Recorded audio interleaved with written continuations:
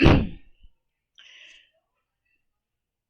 evening, everyone. Welcome once again to the official YouTube channel of ज्ञान गुरुकुल सफलता की नई उड़ान। तो आज का जो JKP constable free mock test series का टॉपिक है वो है लैंग्वेजेस, जहाँ पे हम 30 एमसीक्यूज जो है डिस्कस करेंगे पर्टेनिंग टू लैंग्वेज। इसमें इंडियन ग्लोबल सब लैंग्वेजेस कवर करेंगे। बिफोर दैट 10 वोकैबुलरी के वर्ड्स देख लेते हैं। सबसे पहला है आइल एंड आइल। ये दोनों जो हैं ये नाउन्स हैं। AISLE का मतलब होता है एक पैसेज वे, एक छोटी सी जगह पास करने के लिए एक कॉरिडोर जैसा जो है आप बना रहे हैं।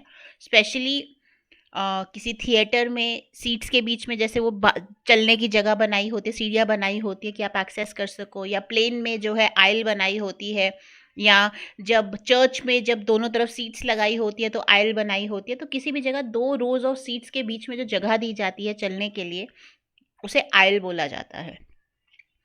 सिनोनिम है कॉरिडोर या पैसेज। एंटोनिम है वॉल। सेंटेंस यूजेज है she walk down the aisle carrying a bouquet of flowers. फूलों का गुलदस्ता लेकर वो उस पैसेज वे पर चली। ISLE जो है इसका मतलब होता है एक स्मॉल आइलैंड, एक छोटे आइलैंड को, एक टापू को, छोटे टापू को जो है आइल बोला जाता है। सिनोनिम है आइलैंड या की। एंटोनिम है mainland. Sentence usage they spend their vacation on a beautiful tropical isle. उन्होंने अपनी छुट्टियां ट्रॉपिक्स में जो है एक ट्रॉपिकल लोकेशन पे जो एक छोटा सा टापू था उस पर बिताई। Next is bail and bale. BAIL bail जिसको जमानत कहा जाता है वो एक वर्ब है। BALE एक नाउन है। BAIL जो जमानत वाली बेल है इसका सिनोनिम है रिलीज या डिस्चार्ज। एंटोनिम है कन्फाइन करना, कैद करके रखना। सेंटेंस यूजेज है द जज agreed to bail the suspect out of jail until the trial. जज मान गया कि हाँ बेल दे देनी चाहिए, जमानत दे देनी चाहिए जो क्राइम का सस्पेक्ट है उसको, ताकि उसे जेल जब तक ट्रायल कंप्लीट नहीं हो जाए, जब तक सुनवाई नहीं आ जाए, जब तक उसको प्रूव नहीं कर दिया जाता कि हाँ यही क्रिमिनल है, तब तक वो जेल के बाहर रह सके। ठीक है, इसका मतलब ये भी होता है कि जब आप किसी का साथ छोड़ दो किसी डिफिकल्ट सिचुएशन में, कहते ना यू बेल्ड ऑन मी, तुमने मेरा साथ छोड़ दिया, राइट। BALE होता है एक बड़ा बंडल, जहाँ पे चीज़ों को एक साथ जो है बहुत टाइटली बांधा जाए जिस बंडल में, राइट। तो सिनोनिम है बंडल या पैकेज। एंटोनिम है लूज, ढीला। Sentence usage the farmer stacked the bale of hay in the barn. Farmer ने जो है जो आपका हे होता है, जो आपका क्या कहते हैं उसको, भूसा जो होता है, उसकी जो है बंडल्स बनाए, उनको टाइटली रैप करा, और जो उसका बांध था जहाँ पे वो जानवरों को और जो उसका स्टोरेज था वहाँ पर उसने जाकर उस बेल्स को जो है उन बंडल्स को रख दिया। Next is capital and capital. Capital and capital दोनों नाउन्स हैं। कैपिटल है कैपिटल एक ऐसे सिटी को बोला जाता है जो किसी भी गवर्नमेंट की गद्दी होती है, या जहाँ पर वेल्थ या रिसोर्सेज को, पैसे को भी कैपिटल बोला जाता है, रिसोर्सेज को भी कैपिटल बोला जाता है, राइट। तो सिनोनिम है metropolis assets. Antonym rural area आ गया। कैपिटल इज अ सिटी, तो उसका ऑपोजिट विलेज आ गया, right. Sentence usage Washington DC is the capital of the United States. United States का कैपिटल क्या है? Washington DC। वैसे ही अगर हम पैसे की बात करें, वेल्थ की बात करें, तो हम कहते हैं he realized that a lot of capital was required for him to set up his industry। उसको ये रियलाइजेशन हुई, उसने महसूस किया कि अपनी इंडस्ट्री सेटअप करने के लिए उसे बहुत सारे पैसे की, बहुत सारे रिसोर्सेज की ज़रूरत पड़ेगी। कैपिटल जो है एक बिल्डिंग होती है जहाँ पे लेजिस्लेटिव बॉडीज मीट करते हैं, राइट। पर्टिकुलरली यूनाइटेड स्टेट्स की जो लेजिस्लेटिव बॉडी जहाँ पे मीट करती है उसको कैपिटल बोला जाता है। इंडिया में उसी को पार्लियामेंट बोला जाता है या लेजिस्लेटिव असेंबली बोला जाता है। एक गवर्नमेंट बिल्डिंग है। एंटोनिम इसका प्राइवेट प्रॉपर्टी रहता है। Sentence usage the new bill was debated in the state capital. नए बिल को डिस्कस किया गया, डिबेट किया गया स्टेट के कैपिटल में, उनके लेजिस्लेटिव असेंबली में। Course and course, COARSE course जो है वो होता है खुरदुरा, रफ, राइट, जो छूने पे बड़ा से खुरदुरा सा महसूस हो। तो ये एक विशेषण है। इसका सिनोनिम होता है रफ या अनरिफाइंड। एंटोनिम है स्मूथ या रिफाइंड।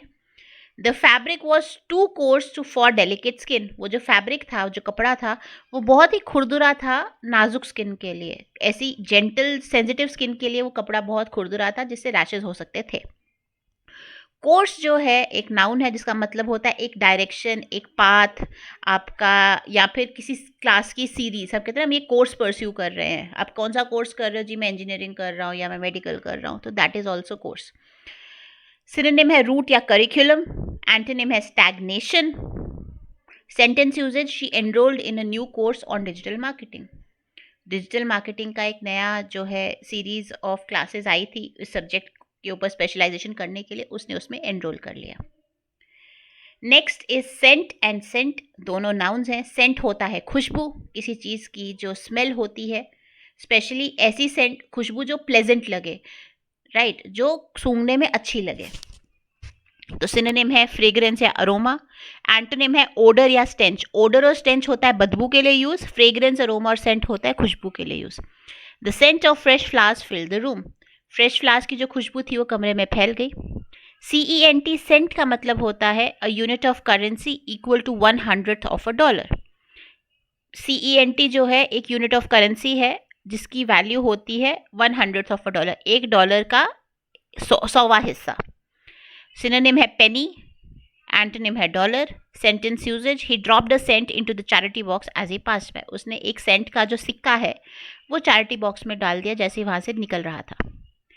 इडियम्स और फ्रेजेस पर आते हैं। Put all your eggs in one basket, मतलब होता है कि आप एक रिस्क लेने के लिए, एक अपॉर्चुनिटी के लिए, एक प्लान के लिए सब कुछ दाव पे लगा दो। सारी चीज़ें, सारे रिसोर्सेज, सारा पैसा, सब जो है एक ही जगह पे लगा दिया, जिससे रिस्क बढ़ जाता है।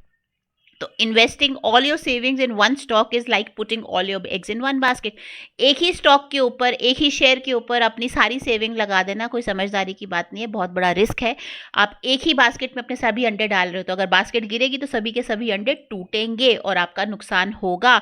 तो अगर मार्केट गिरेगी और शेयर की वैल्यू गिरेगी तो आपका नुकसान होगा, क्योंकि उस कंपनी के सभी शेयर जो है वो गिरेंगे।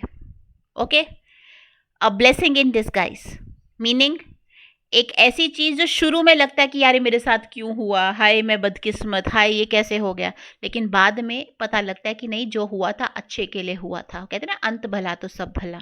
शुरू में समझ नहीं आता, बट बाद में समझ आता कि नहीं, उस टाइम पे जो हुआ था, लार्जर पिक्चर जब हम देखते हैं कि ये सही हुआ था। Losing that job was a blessing in disguise because it led her to a much better position. वो जो नौकरी उसने खोई थी, जो जिसके लिए वो, जिस नौकरी को वो पा नहीं सकी, उसके लिए वो एक बड़ी ही अच्छी चीज़ हुई। उस टाइम उसको समझ नहीं आया कि वो अच्छी थी, लेकिन बाद में उसको पता लगा कि बहुत अच्छी थी, क्योंकि आज की डेट में मैं जहाँ पर हूँ, जो भी हूँ, उसी नौकरी को खोने की वजह से हूँ। मेक वेव्स, लहरें बनाना। लहरें बनाना क्या होता है? एक सिग्निफिकेंट इम्पैक्ट करना, किसी को इतना प्रभावित कर देना, आप इनोवेटिव होकर, या आप जो ऑलरेडी सेट रूल्स हैं, जो ऑलरेडी सेट नॉर्म्स हैं आपकी, उसको चैलेंज करके आप एक कुछ नया लेकर आ रहे हो, जिससे और भी ज़्यादा बेटर जो है रिजल्ट देखने को मिल रहा है। His groundbreaking ideas in renewable energy are making waves in the industry. जो उसके आइडियाज़ हैं, जो एकदम सबसे ताबड़तोड़ आइडिया, सबसे अलग आइडियाज़ हैं रेन्यूएबल एनर्जी पर, वो इंडस्ट्री में, जो रेन्यूएबल एनर्जी की इंडस्ट्री है, उसमें जो है सिग्निफिकेंट चेंजेस लेकर आ रहे हैं। उसका जो प्रभाव है, उसकी सोच का प्रभाव बहुत अच्छा पड़ रहा है उस इंडस्ट्री के ऊपर। होल्ड योर हॉर्सेस, अगर आपने हॉर्सेस को देखा हो, जब उनकी लगाम हम पकड़ते हैं तो हम क्या कर रहे हैं? उनको कंट्रोल करने की कोशिश कर रहे हैं। तो वैसे ही होल्ड योर हॉर्सेस का मतलब है आप जो है पेशेंस के साथ, आप जो है सब्र के साथ एक्ट करें उस टाइम पर, स्पेशली तब जब आपको कोई जल्दी करने को कह रहा है या जल्दी जल्दी जो है एक्शन लेने को कह रहा है, तो आपको सब्र की गोली खानी है। Hold your horses, let's double check the details before submitting the report. भाई थोड़ा पेशेंस रखो, थोड़ा सब्र रखो, एक बार दोबारा से डिटेल्स चेक कर लेते हैं, उसके बाद ही रिपोर्ट सबमिट करेंगे। अगर रिपोर्ट में कुछ गलती हो गई तो बाद में बहुत भारी पड़ेगा, right. By the skin of one's teeth, इसका क्या मतलब होता है? इसका मतलब होता है कि बहुत कम मार्जिन के साथ, बहुत ही कम जो है आपके पास वो एक क्या कहते हैं, मार्जिन है, जिससे आप वो चीज़ को अचीव कर रहे हो। जैसे दांतों के ऊपर स्किन बहुत कम रहती है ना, बहुत बेयर मिनिमम स्किन रहती है, खाली वो गम्स में आपकी थोड़ी बहुत स्किन है, अदरवाइज स्किन नहीं है दांतों में। तो by the skin of one's teeth का मतलब है कि बहुत मुश्किल से घसीट घसीट के रो रो कर आपको एक चीज़ मिली है, बिल्कुल मार्जिन पर आप पास हुए हो, बिल्कुल मार्जिन पर जाकर, बिल्कुल एंड मोमेंट पर जाकर जैसे तैसे जो है आपको वो चीज़ मिली है। So he pass the final exam by the skin of his teeth. जो फाइनल एग्जाम उसने पास करा बड़ा रो पिट के, बड़े ही नैरो मार्जिन से उसने पास करा था। So that was all for the vocabulary today. Let's get started with the questions. The first question for today is, which of the following languages is part of the Dravidian language family? इनमें से कौन सी language Dravidian language family का part है? पहले तो आपको पता होना चाहिए Dravidian language कौन कौन सी हैं। सो बंगाली, बी तमिल, सी हिंदी, डी कोंकणी। इसका आंसर है बी तमिल। द्राविडियन लैंग्वेजेस होती हैं जो साउथ ऑफ इंडिया में द्राविडियन कल्चर में जो है बोली जाती हैं। इसी से द्राविडियन लैंग्वेज है, द्राविडियन आर्किटेक्चर है, राइट, द्राविडियन कल्चर है। तो ये टर्म्स आपको कुछ पता होनी चाहिए, क्योंकि हमेशा जैसा मैं बोलती हूँ आंसर जो है वो क्वेश्चन के अंदर ही छुपा होता है बहुत बार। Okay, next question. Which of these languages uses the Devanagari script? इनमें से कौन सी लैंग्वेज देवनागरी स्क्रिप्ट यूज करती है? मलयालम, कन्नड़, असमीज या मराठी? अच्छा सॉरी, मलयालम, कन्नड़, मराठी या असमीज। ए मलयालम, बी कन्नड़, सी मराठी, डी असमीज। इसका आंसर है सी मराठी। मराठी देवनागरी स्क्रिप्ट यूज करती है हिंदी और संस्कृत की तरह। मलयालम जो है मलयालम स्क्रिप्ट यूज करती है, कन्नड़ कन्नड़ स्क्रिप्ट और Assamese Assamese script. Assamese script एक बंगाली स्क्रिप्ट का वेरिएंट है। स्क्रिप्ट क्या होता है कि हम उसको लिख कैसे रहे हैं अक्षरों को, तो देवनागरी स्क्रिप्ट क्या है कि हम उसको लिख कैसे रहे हैं। जैसे अ आ ई लिखते हैं ना हिंदी में, वैसे ही मराठी में भी वैसा ही उसी एक सिमिलर फॉर्मेट पर जो लिखा जाता है। In which country is Tagalog an official language? कौन सी कंट्री की ऑफिशियल लैंग्वेज टैगलॉग है? A Indonesia, B Thailand, C Philippines या डी मलेशिया। ये है सी फिलीपींस की। Right, is one of the official languages of Philippines, और ये बेसिस है फिलिपिनो का। जो उनकी नेशनल लैंग्वेज फिलिपिनो है वो टैगलॉग से ही कहीं ना कहीं से बनकर आई। टैगलॉग एक ओल्डर वर्जन है फिलिपिनो का। Right, which language is officially recognised in both India and Fiji? India और फीजी में, हिंदुस्तान और फीजी में कौन सी लैंग्वेज ऑफिशियली रिकग्नाइज की गई है as an official language? A Tamil, B Hindi, C Gujarati, D Marathi. ये है बी हिंदी। हिंदी को इंडिया और फीजी दोनों में रिकग्नाइज किया गया है, एंड वहाँ की जो इंडियन कम्युनिटी है, बहुत साइजेबल पॉपुलेशन है फीजी की जो इंडियंस हैं, ठीक है। तमिल को सिंगापुर और श्रीलंका में रिकग्नाइज किया गया, बट फीजी में नहीं। Which of the following languages belongs to the Sino Tibetan family? Sino Tibetan family कौन से? Indo Tibetan family. Burmese, Urdu, Punjabi, Japanese. Sino Tibetan family को कौन सी बिलोंग करेगी? बर्मीज बिलोंग करेगी, जो कि म्यांमार में बोली जाती है। राइट, उर्दू और पंजाबी इंडो आर्यन है, और जापानीज जो है जापानिक लैंग्वेज है। The earliest inscriptions in which script are found in the Ashokan edicts? Ashoka के जो एडिक्ट्स हैं, जो उन्होंने प्रमाण लिखे थे, जो अपनी धम्मा पॉलिसी को और अपनी पॉलिसीज इन जनरल को प्रोपोगेट करने के लिए जो प्रमाण लिखे थे, उसमें कौन सी स्क्रिप्ट यूज की गई है? किस स्क्रिप्ट में लिखा गया है? भाषा नहीं, स्क्रिप्ट। ब्राह्मी, खारोष्टी, ग्रंथा या नागरी? वो है ब्राह्मी स्क्रिप्ट। खारोष्टी जो है north western parts of India में लेटर पीरियड्स में यूज़ की गई थी, और ग्रंथा और नगरी जो है अगेन लेटर ऑन की स्क्रिप्ट्स हैं, बट अर्लीस्ट इंस्क्रिप्शंस जो है वो ब्राह्मी स्क्रिप्ट में है। Which language has the largest number of native speakers globally? कौन सी लैंग्वेज के सबसे ज़्यादा बोलने वाले हैं ग्लोबली? स्पेनिश, जिसको एस्पेनियोल भी बोला जाता है, इंग्लिश, मैंडरिन या हिंदी? तो ये बड़ा ही एक लॉजिकल सा सवाल है। सबसे ज़्यादा पॉपुलेशन वाला देश कौन सा है पूरी जो विश्व में?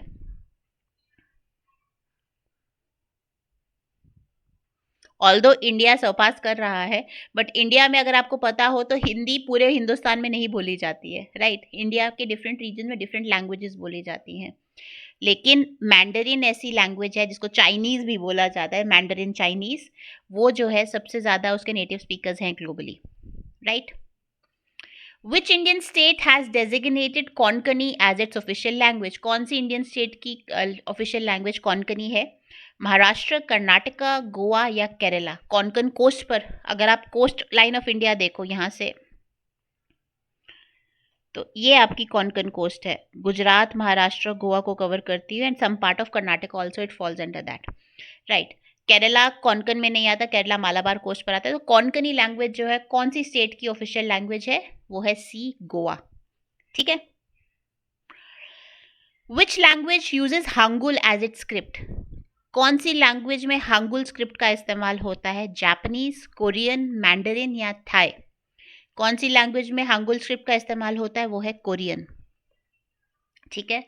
जापानीज कॉम्बिनेशन यूज करती है कांजी और काना स्क्रिप्ट का, मैंडरिन में चाइनीज कैरेक्टर्स यूज होते हैं और थाई में थाई स्क्रिप्ट यूज होती है। Which of this of the following is a Uralic language?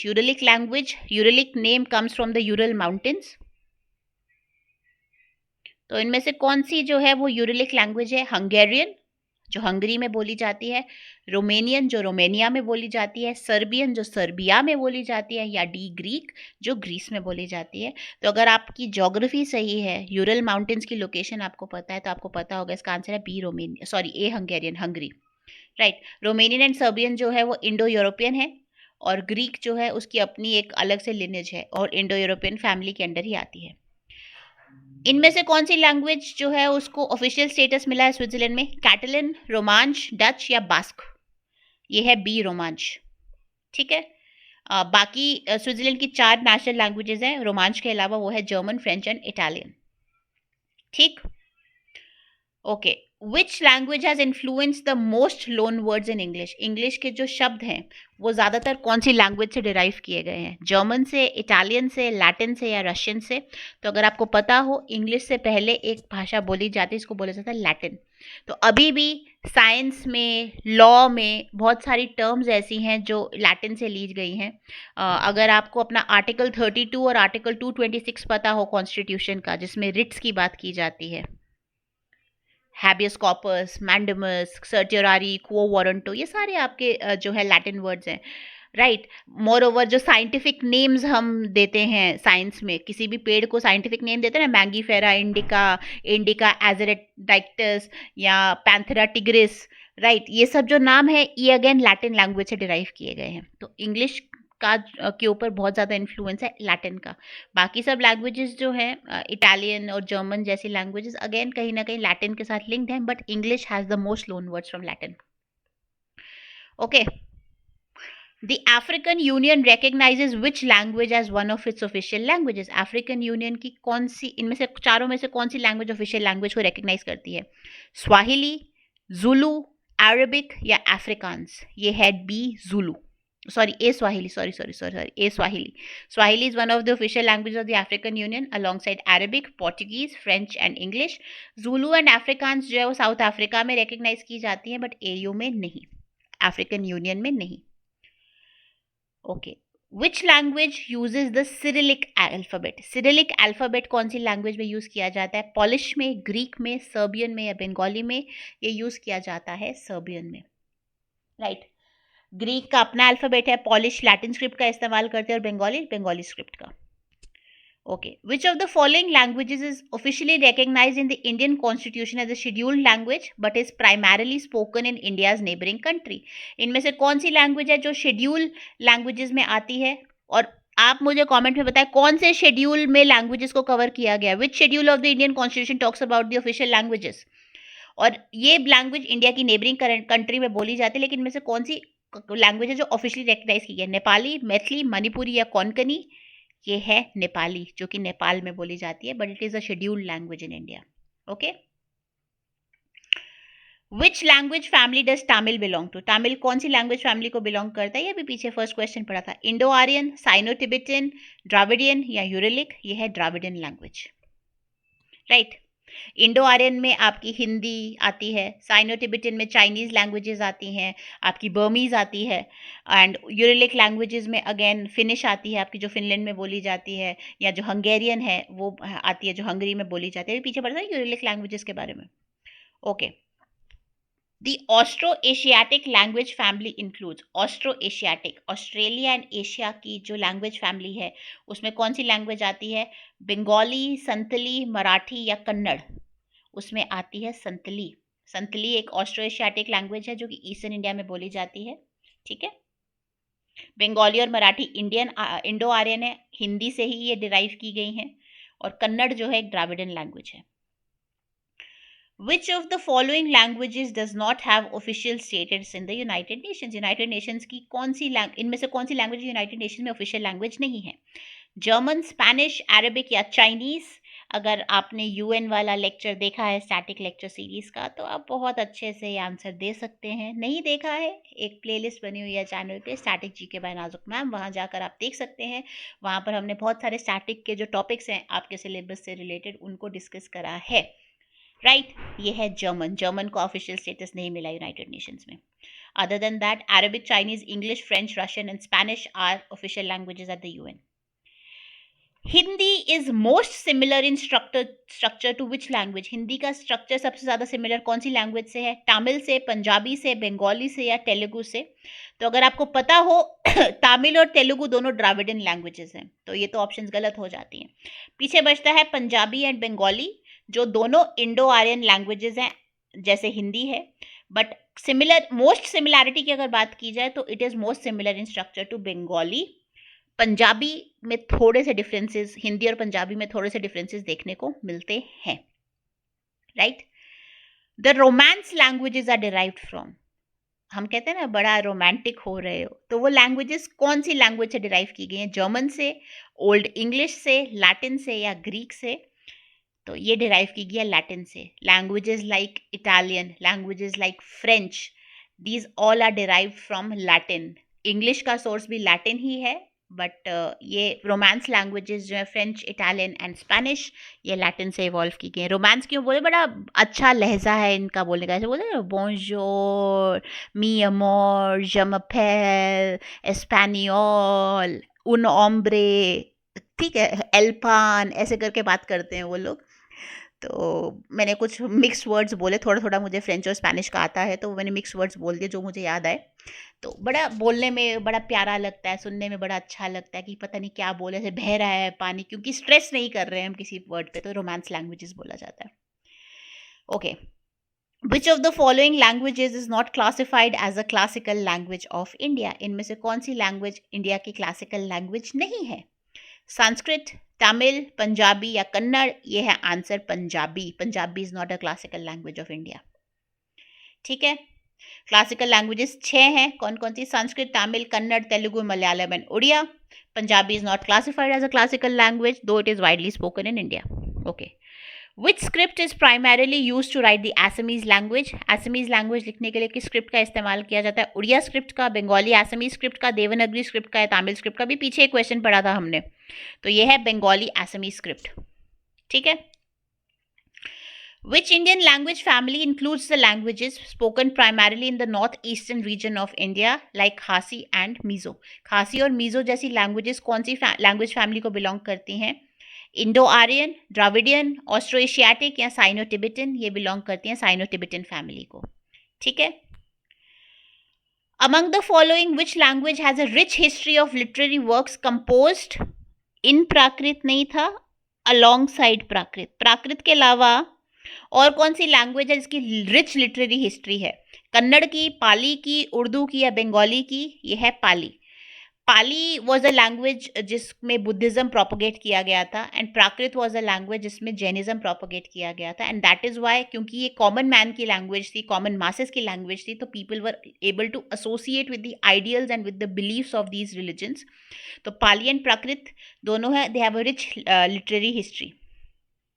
ठीक है, कन्नड़ बंगाली के सेपरेट लिटरेरी ट्रेडिशंस है बट इतना रिच नहीं है, and Urdu again later part of medieval India में आई थी। Which Indian language has the oldest recorded literary history dating back over 2000 साल से भी पुराना लिटरेरी रिकॉर्ड किस लैंग्वेज का है? तेलुगु का, तमिल का, मराठी का, हिंदी का? तो अगर आपने हिस्ट्री में संगम एज पढ़ी है या संगम लिटरेचर के बारे में पढ़ा है तो आपको पता होगा ये लैंग्वेज है तमिल, जिसमें बहुत सारे आपके टेक्स्ट लिखे गए थे, मनी मेकलाई एंड क्या नाम था उसका, अरे थिरुवल्लुवर जो हैं इस एज के बहुत अच्छे पोइट रह चुके हैं। देन बहुत सारी और किताबें थी, अभी इस टाइम पे मैं रिकॉल नहीं कर पा रही, जल्दी जल्दी में होता है ना कभी माइंड ठप हो जाता है। अभी वही दो का नाम मैंने थिरुवल्लुवर का बताया, उन्होंने थिरुकाल लिखी, थिरुकुराल लिखी थी, एंड मनी मेकलाई अगेन एक एपिक थी। तो इसमें अगेन दो तरह का लिटरेचर जो है लिखा जाता है, एक इनर सर्कल का, एक आउटर सर्कल का, तो इसके बारे में आप पढ़ सकते हैं, इससे भी सवाल पूछा जा सकता है, आर्ट एंड कल्चर का पार्ट है। विच of the following languages is not a member of the Dravidian language family, इनमें से कौन सी लैंग्वेज द्राविडियन लैंग्वेज फैमिली का पार्ट नहीं है? तेलुगु, मराठी, मलयालम, कन्नड़। सबको पता है मराठी, अभी पीछे से पढ़ते आ रहे हैं, मराठी इंडो आर्यन लैंग्वेज है, तो द्राविडियन लैंग्वेज फैमिली में कहाँ से आ गई? ठीक है, द्राविडियन में कौन आती है? Telugu, Malayalam, Kannada, they belong to the Dravidian family. Which of the following languages was given the status of classical language of India in 2014? 2014 में 2014 में कौन सी लैंग्वेज को जो है क्लासिकल लैंग्वेज ऑफ इंडिया का स्टेटस दिया गया था? मलयालम, उड़िया, गुजराती या असमीज? ये थी Odia, right. Which Indian language is the primary language of the Rigved, one of the oldest sacred texts in the world? Rigveda के बारे में सबको पता है, उसमें किस भाषा का इस्तेमाल किया गया? प्राइमरीली कौन सी भाषा है? तमिल है, संस्कृत है, पाली है, प्राकृत है? ये है संस्कृत. ठीक है. Which language was primarily used by the ancient Indian playwright Kalidas in his classical dramas and poetry? Kalidas के जो ड्रामाज और पोइट्री थे, चाहे वो मेघदूत हो, रघुवंशा हो, आपका क्या कहते हैं अभिजान शकुंतलम हो, तो उन सब में कौन सी लैंग्वेज का इस्तेमाल किया था? कन्नड़ का, प्राकृत का, संस्कृत का या तमिल का? अगेन संस्कृत है इसका answer. Which Indian classical language has the Alvars and the Nayanars as prominent poet saint contributors to its devotional literature? कौन सी लैंग्वेज में अलवर्स और नयनार्स ने कंट्रीब्यूशन दिया है? अलवर्स और नयनार्स अगर आपको पता हो तो ये जो आपकी जहाँ से भक्ति मूवमेंट का ओरिजिनेशन हुआ, आपके शिव एंड विष्णु के जो कल्ट्स थे साउथ इंडिया में जो बने थे, तो डिवोशनल लिटरेचर में कौन सी लैंग्वेज में, कौन सी क्लासिकल लैंग्वेज में जो है कंट्रीब्यूशन था? मलयालम में था, संस्कृत में था, तमिल में था, तेलुगु में था? इसका आंसर है D, Telugu. Tamil. Sorry. Alvars and Nayanars Tamil में कर रहे थे, तेलुगु में नहीं कर रहे थे. तो डिवोशनल लिटरेचर किसका है? अलवर्स और नयनार्स का. विष्णु और शिवा के जो आपके डिवोटीज थे, तमिल में उनका जो है एक ट्रेडिशन है. मलयालम, संस्कृत, तेलुगु डिस्टिंक्ट रिलीजियस और लिटरेरी ट्रेडिशन है, बट स्पेसिफिक कनेक्शन नहीं है अलवर्स और नयनार्स के साथ. सो that is all for today. Thank you very much. आज थोड़ा बहुत मुझे भी कन्फ्यूजन हुआ आंसर्स देते हुए, बट ठीक है, as long as we are on the right track, as long as we are doing it together. And 100% चीज़ें तो मुझे भी नहीं पता होंगी, I am also learning with you, but ठीक है, चलता है. So that is all. Do not forget to like, share and comment. कोई भी डाउट होता है, कोई भी ऐसी चीज़ लगती है जो हमें कवर करनी चाहिए और हम कवर नहीं कर रहे हैं, प्लीज़ कॉमेंट सेक्शन में लिखिए. जितना ज़्यादा वीडियो को शेयर कर सकते हैं अपने फ्रेंड्स के साथ, फैमिली के साथ में और डियर वंस के साथ, please do that. Help spread the word. उनकी तैयारी में भी उनकी हेल्प करिए. Other than that, do not forget to subscribe to the channel. Bell icon दबाना मत भूलें. स्टैटिक और करंट की वीडियोस जो हैं वो ऑलरेडी डली हुई हैं चैनल पर, प्लेलिस्ट बनी हुई हैं, तो आप वो 2x की स्पीड पर देख सकते हैं. रिविजन के लिए, क्विक रिविजन के लिए बहुत सारे चीज़ें जो हैं उनके साथ क्लैरिफाई हो जाएंगी, right. So that is all for today. I will see you all tomorrow. Till then, take care. Happy learning. Shabba khair. Good night. Bye. Take care.